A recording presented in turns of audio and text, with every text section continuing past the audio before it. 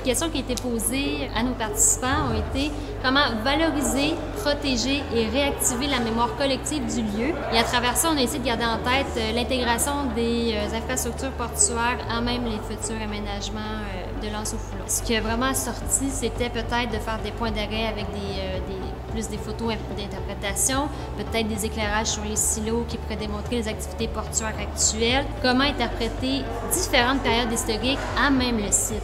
Donc, par exemple, si on passe à l'étape de l'avant-colonisation, ce qui a été ressorti, c'est peut-être de laisser des zones qui sont déjà à même l'Anse-au-Foulon, ça veut dire à l'eau, plus naturelles avec des végétaux pour essayer de rappeler l'origine du lieu.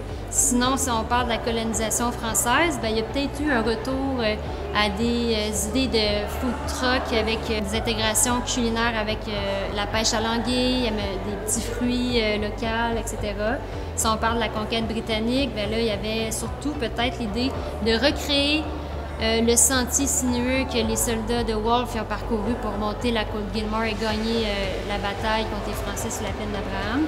Si on parle des chantiers navals plus avec les bateaux à vapeur, si on vient chercher une matérialité du site, ce serait peut-être intéressant d'imaginer peut-être de l'acier, des couleurs plus signalétiques telles que le rouge, le blanc, le noir qui ressort beaucoup.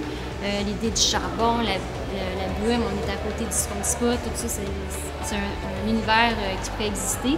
Mais ce qui ressort, c'est surtout peut-être des lieux de rencontre plus événementiels. Par exemple, on peut faire des projections sur certains silos, faire des petits festivals, etc. Et voilà, c'est de faire un petit peu le topo de toutes les discussions qui ont été faites. Merci.